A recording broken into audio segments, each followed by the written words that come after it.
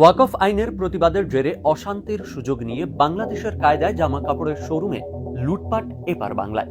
জানা গিয়েছে মুর্শিদাবাদের ধুলিয়ানের কাছে শামশেরগঞ্জে ঘটেছে এই ঘটনা। 12 এপ্রিল শনিবার সকালে দুই গোষ্ঠীর সংঘর্ষে উত্তাল হয়ে ওঠে ধুলিয়ান মোড়।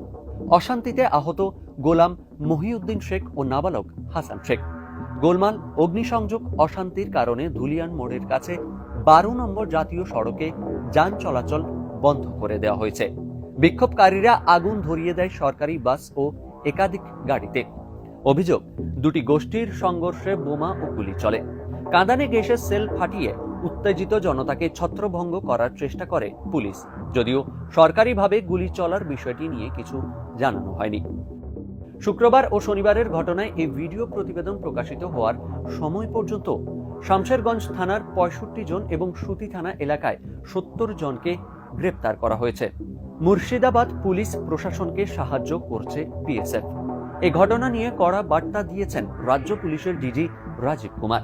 তিনি বলেছেন, কোনো রকম গুন্ডামি বরদাস্ত হবে না। এছাড়াও মানুষকে আইন নিজে হাতে নিতে ও গুজবে কান দিতে বারণ করেছেন তিনি। ডাউনলোড করুন এই সময় অ্যাপ iOS ও অ্যান্ড্রয়েডের জন্য।